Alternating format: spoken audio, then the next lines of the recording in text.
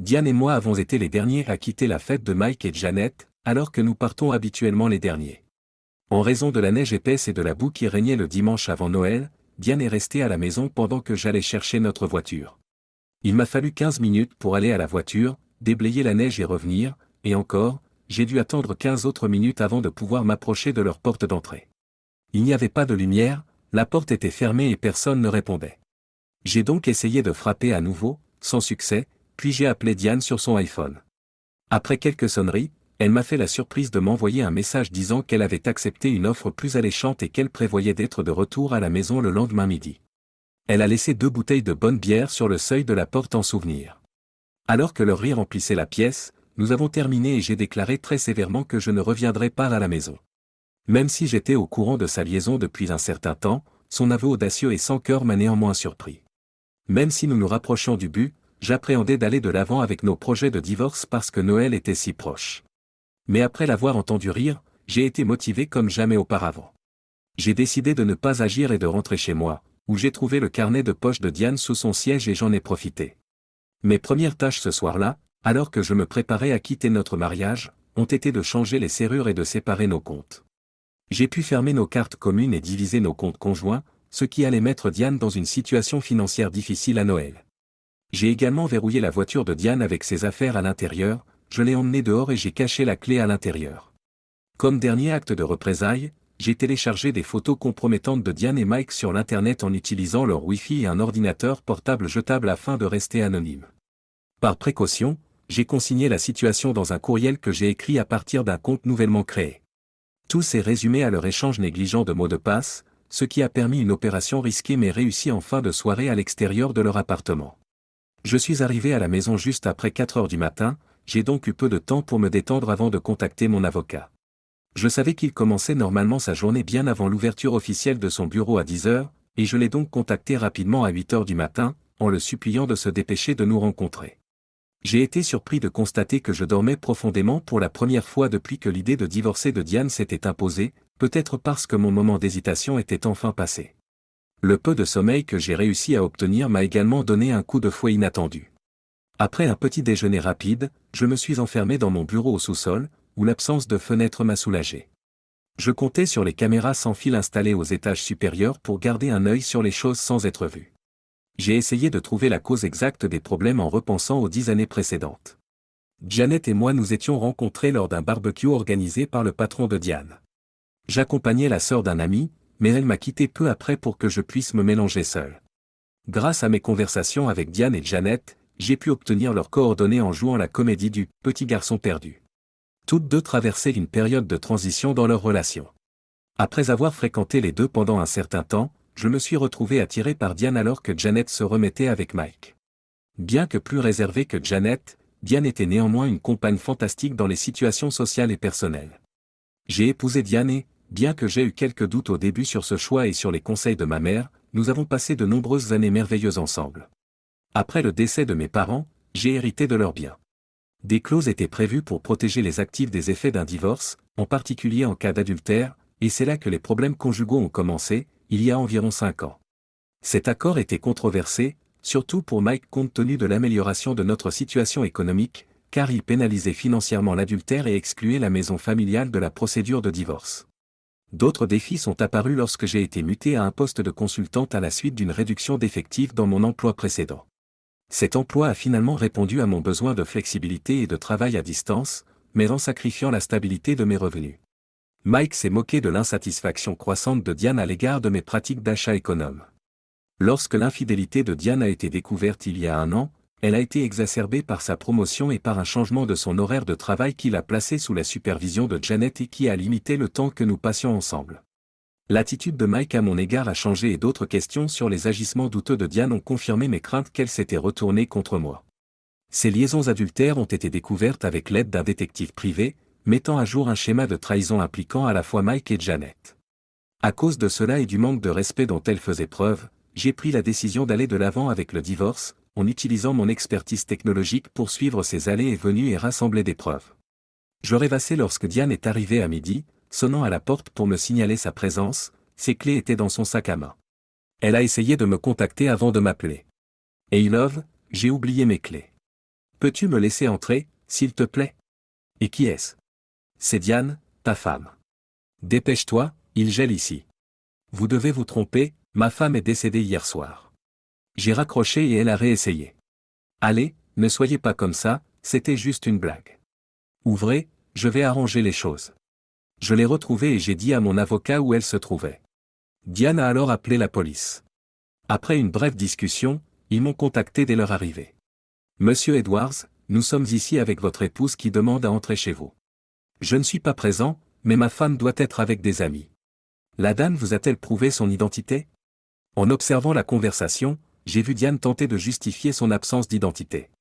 Elle a obtenu des papiers de divorce, une ordonnance restrictive et une copie a également été remise à la police pendant cette période. Compris, monsieur Edwards. Toutes nos excuses pour le dérangement. Passez une bonne journée. Lorsque la police est partie, j'ai indiqué à Diane où trouver sa clé de voiture, je lui ai demandé de contacter mon avocat si nous voulions discuter davantage et j'ai annulé nos cartes de crédit communes. Mon avocat a donné à Diane d'autres documents, mais seulement si quelqu'un pouvait les voir. Anticipant mes moindres gestes, Diane est arrivée avec un employé du bureau de mon avocat, a rassemblé ses affaires et nous avons commencé à parler. Pourquoi faites-vous ça pour une blague? Si c'était une blague, elle était de mauvais goût. De plus, j'ai vu les photos compromettantes de vous et Mike sur Internet. Quelles photos? J'ai montré les preuves à l'aide de mon ordinateur portable. Diane en a été choquée. Il se peut qu'elle soit fabriquée. C'est possible, mais je suis convaincu du contraire. Pouvez-vous honnêtement nier que c'est vous? Je ne peux pas nier cette possibilité. Comment pouvons-nous résoudre ce problème? Relisez et acceptez les conditions du divorce. Et s'il vous plaît, déménagez vos affaires avant la fin du mois de janvier. Je l'ai également averti que si elle ne s'exécutait pas, d'autres informations préjudiciables seraient rendues publiques, en insistant sur la gravité de l'affaire et sur les dommages potentiels que ces actions pourraient causer à ma réputation et à mes affaires. Elle voulait informer ses parents sans leur donner le feu vert, en disant « Je comprends ». J'essaierai de faire avancer les choses rapidement, mais les vacances risquent de tout gâcher. Avant de partir, elle a expliqué son premier plan pour la soirée, qui nous impliquait tous les quatre, et je n'étais pas sûr que Mike aurait été d'accord. Des recherches plus approfondies ont montré à quel point il se moquait de mes sentiments, c'est Mike qui a eu l'idée d'une blague en particulier. Je veux que tu saches que le divorce est le résultat de ses actions. Il ne s'agissait pas seulement de Janet, mais aussi de ta décision d'étaler ta liaison avec Mike. Malgré mon amour pour toi, tu as vidé notre mariage de toute joie. Diane a reconnu que ses actes étaient impulsifs plutôt que malveillants, et elle a espéré que nous pourrions encore être amis à l'avenir. J'ai précisé que mes motivations n'étaient pas méchantes, même si je le soupçonnais un peu, mais plutôt que je comprenais que continuer à vivre en couple conduirait presque certainement à un dédain mutuel. Je partage cet espoir, pour l'amitié si ce n'est plus. Après son départ, je me suis toujours préoccupé de son bien-être. Sincèrement, je ne voulais pas qu'elle retourne chez Mike, car je pensais qu'elle souffrirait davantage. L'idée de poster les photos me paraissait moins raisonnable aujourd'hui, reflétant un désir de vengeance passager. Le lendemain de notre rupture, j'ai reçu une invitation à dîner et un mot des parents de Diane exprimant leurs condoléances. Ils ont décliné l'invitation, mais je me suis senti soulevé par leur soutien, ce qui a été un rare moment de bonheur pendant les vacances. L'avocat de Diane a estimé que les conditions du divorce étaient justes, voire généreuses, et tout s'est donc déroulé en douceur lors de la finalisation. Quelques mois plus tard, je commençais à me lasser de manger seul lorsque Diane m'a appelé pour me proposer un dîner plus formel. Au cours de notre entretien, elle m'a dit que notre relation lui manquait, tant sur le plan physique qu'émotionnel, et que sa relation avec Mike tenait plus de la recherche de validation que d'un véritable acte de passion. Elle m'a fait une suggestion étrange, après un certain temps, ils pourraient se remarier et vivre ensemble en tant que colocataires, tout en profitant de la compagnie de l'autre sur le plan sexuel. Cela impliquerait de dire ouvertement qu'ils ont d'autres partenaires romantiques et de partager les dépenses. J'ai été à la fois surpris et intrigué, mais je me suis abstenu de donner mon accord initial en raison de craintes concernant d'éventuels dangers pour la santé. Diane m'a assuré qu'elle était en excellente santé, apaisant ainsi mes craintes. Elle a cherché à raviver notre relation sexuelle cette nuit-là, et je me suis réveillé le lendemain à la fois fatigué et pensif. Après avoir soigneusement examiné les documents et demandé l'avis d'un conseiller juridique, j'ai donné mon accord et Diane est retournée à la maison. Diane et moi partagions une chambre séparée, mais à part cela, nous passions la plupart des soirées ensemble jusqu'à ce que son horaire de travail en décide autrement. Pendant les 3 premiers mois de ce drôle d'arrangement, nous avons été heureux tous les deux, puis le temps a passé rapidement. Nous avons remis à plus tard la question du mariage, sachant qu'elle se poserait plus tard, surtout si nous envisagions d'avoir des enfants. Une complexité imprévue s'est ajoutée lorsque Janet s'est présentée à nous comme une personne qui avait été abusée et qui avait besoin de protection. J'ai accueilli Janet dans l'arrangement après avoir eu une discussion honnête sur les limites et les attentes de notre accord sexuel. Cela a conduit à une extension qui lui a permis de participer dans les mêmes conditions, malgré la complexité de la dynamique.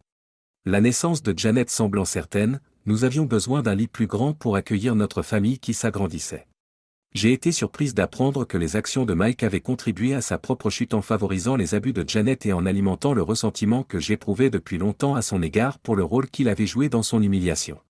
Mike se vantait constamment du fait que sa femme l'avait préféré à moi, ce qu'il prétendait. Certains de ses collègues ont même commencé à l'éviter, lassés de l'entendre raconter des histoires. Un collègue qui avait été chargé d'examiner ses rapports de coûts a examiné ses propositions avec beaucoup d'attention. Bien qu'elles ne soient pas particulièrement remarquables, les divergences de Mike ont justifié une réprimande. Lorsqu'il a reçu les critiques, qu'il a mal gérées, il était déjà confronté à une baisse des ventes. Il a pris la décision rapide de partir, et il a été choqué d'apprendre le lendemain que sa démission avait été approuvée et que ses affaires avaient été rassemblées au service des ressources humaines. La lettre de recommandation qu'il a reçue était bien rédigée, mais elle mettait surtout l'accent sur ses excellentes compétences en matière de vente et sa mauvaise attitude, ce qui a compliqué sa recherche d'emploi, surtout compte tenu des remarques désobligeantes de ses anciens collègues. La recherche d'un nouvel emploi par Mike a mis à mal sa santé mentale. C'est avec regret qu'il a heurté Janet lorsqu'elle lui a proposé de l'aider à s'occuper de la maison pendant qu'il traversait cette période difficile. Bien qu'il se soit excusé immédiatement, Janet a refusé d'être victime d'abus et s'est préparée au pire. Après une deuxième rencontre violente, elle finit par partir et demande le divorce.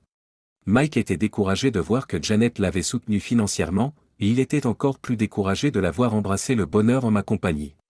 Des rumeurs couraient qu'il était peut-être retourné vivre chez ses parents ou qu'il avait pris un emploi mal payé, mais personne n'était sûr de ce qui lui était arrivé et personne ne semblait s'en soucier. J'aimerais pouvoir m'opposer à la justice poétique que représente sa mort, mais je ne peux m'empêcher d'en être satisfait. Je souhaite le meilleur à Mike et j'espère qu'il profitera de cette chance pour aller mieux et être heureux, même si je doute que les choses changent pour le mieux. Nous avons trouvé une routine qui nous convient, et notre première année de relation s'est déroulée sans problème. Je n'ai pas non plus été témoin de la jalousie que j'avais anticipée. Je suis surpris que Diane et Janet aient choisi de ne pas entretenir de relations en dehors de notre partenariat, même en dépit de la clause de notre accord. Leur désir insatiable pour d'autres personnes était évident, et il leur arrivait de se livrer à des rituels spontanés au coucher après avoir rencontré des collègues de travail séduisants.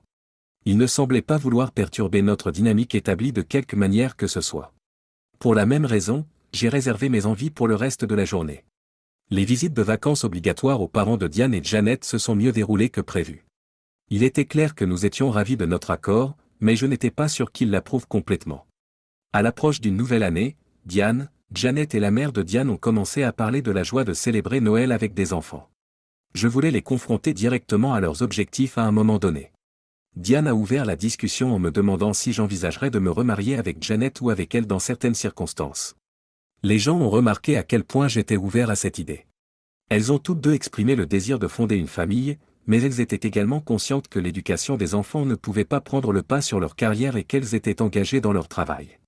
Leur principale suggestion était de désigner une personne qui s'occuperait principalement des enfants en bas âge. Janet a poursuivi ses explications en me demandant de l'aider en tant que principal soignant et père biologique.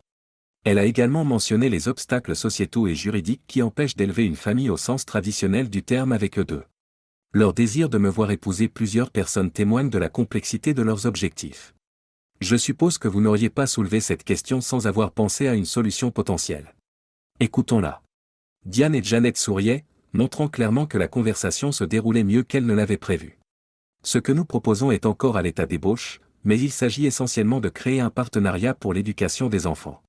Chacun d'entre nous accepterait une grossesse et nous partagerions toutes les responsabilités pour les enfants qui en résulteraient. Vous assumeriez le rôle d'aidant principal, tandis que nous veillerions à la stabilité financière de notre famille. Ensemble, nous fonctionnerions comme une unité parentale pour les enfants. Donc, je serais le père à plein temps et vous deux seriez les principaux soutiens de famille. Leurs regards interrogateurs ont confirmé mes soupçons. Je suis ouvert à ce concept, mais il faudra en régler les détails. Je vais devoir adapter mes engagements professionnels, mais je pense pouvoir gérer mon emploi du temps de manière à répondre aux besoins de nos enfants. Nous avons eu la chance d'échelonner les grossesses, car gérer les deux en même temps aurait pu être trop lourd, surtout si l'on considère le désir croissant de Janet pendant sa grossesse. Janet a été la première à mener sa grossesse à terme. Nous avons appelé le fils qu'elle a mis au monde George, en l'honneur de mon père. Diane a appelé ses jumelles Elisabeth et Caroline en l'honneur de leur grand-mère. Les grands-parents ont été agréablement surpris par l'accueil réservé à notre arrangement familial peu orthodoxe, même s'il était évident qu'ils étaient heureux d'avoir des petits-enfants. De temps en temps, à l'approche du 10e anniversaire de cette nuit, je me demande ce qui se serait passé si j'avais accepté mon état en silence ou si j'avais fait quelque chose de plus radical. Bien que Mike soit en partie responsable d'avoir complètement gâché ma vie, je lui suis reconnaissante car le processus de reconstruction a amélioré ma qualité de vie.